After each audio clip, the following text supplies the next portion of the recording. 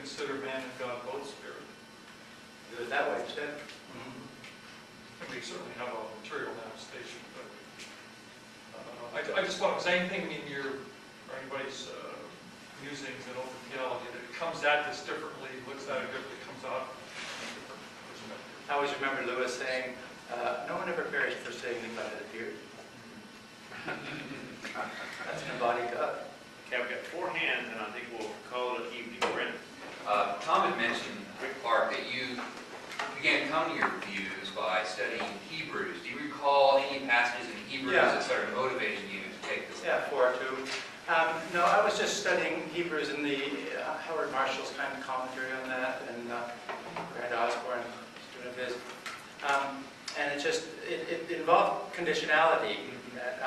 The gospel came to them as well as to us, but didn't benefit them because there was no faith in the hearers. It's very clear cut, that, you know. And so, and of course, then that knocked my Calvinism down because I don't have that, you know. And so that's really how the fading of the tulip, you know, the picking off of the leaves began. Yeah, so that's how that happened. Yeah, so it's the principle of conditionality that God does depend on us for certain things in this relationship, which if they're not there, it'll be conditional. For Christ. Clark, do you think it'd be possible to talk about open theism without using limit language for God? It sounds like we're saying, you know, those who reject the idea often say, well, you have a limited God, and then the response seems to be, well, okay, God's limited, but these are self-limitations, these are self-constraints, things he's imposed on himself. And it strikes me that sort of plays into the idea that this is a lesser God, it's a diminished God, and we know those titles. It strikes me, I think along the lines of maybe taking the tack that God knows more on open theism than the alternative, that God is a less limited God, that God creates the kind of world God has because he's chosen or she has chosen to have a world with possibilities and experiences and rewards and opportunities that would not be available in any other scheme. Including God's own possibilities. Instead of sort of God being lesser in some way or other, God is richer, more open, sorry, we have to use that. But, you know, in other words, it's a more expansive view of God, and it's the alternative that we've been criticizing that actually limits God and puts God in a box that says God can only have one kind of world with one kind of way of experience it. And we're saying that might have been an option, but that's not the one that God chose because we've got a lot bigger one. So I guess I wonder if you think it would be possible to just find other ways to talk about that and give up the limit language completely. Yeah, you're right. Yeah, we should do that. I like Ward does this. He says, yes, there's a kenosis, and there's also a pleroma, and also now the third one is it theosis? Yeah, I suppose theosis. But as a way of going far down, coming high up. But yeah, that's right. We do have to clean up the way we speak and have better, and that's Greg says that, better ways of speaking of these important things, lest we not witness to them very. God's greater glory. Close to God's greater glory. Well, I think most moved mover. I thought that was a wonderful title because it clearly is a takeoff on the one that we, instead of unmoved mover. Most, I mean, it's a what would you call it? A maximizing of qualities that God has, rather than a sort of qualifying and minimizing them.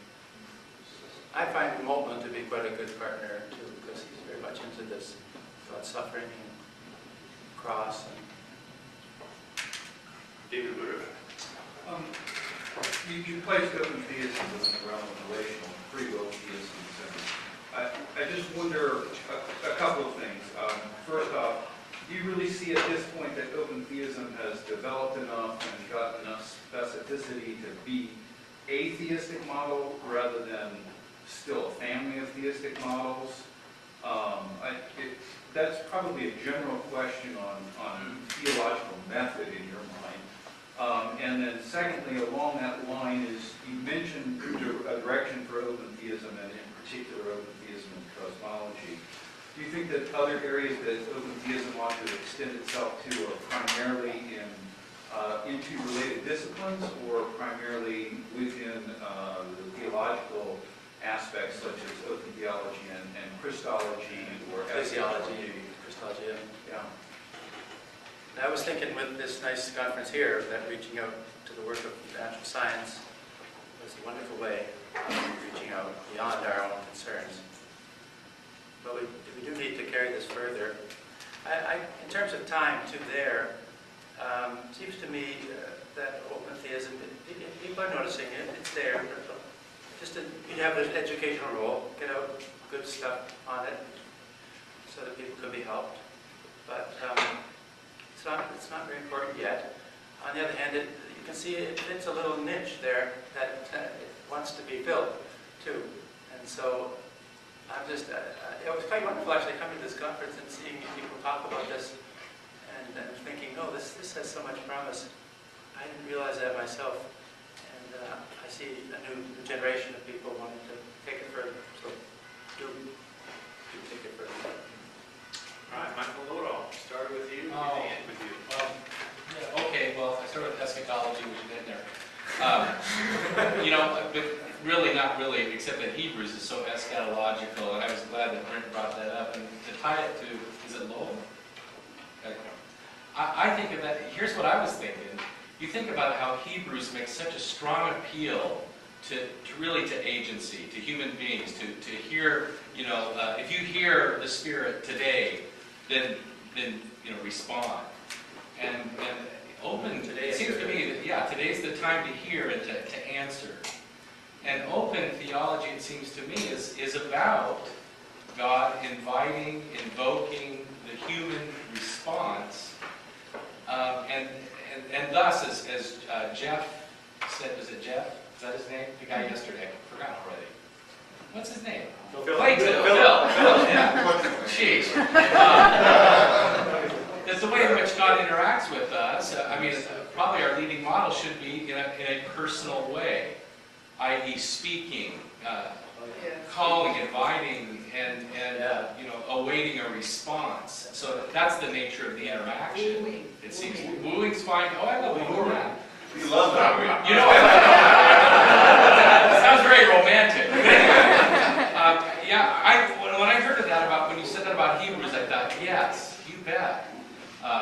Powerfully eschatological in one sense, but an eschatology of hear the voice of the Spirit today, and if you hear this voice, respond.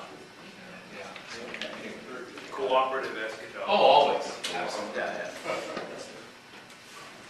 Let's give Clark another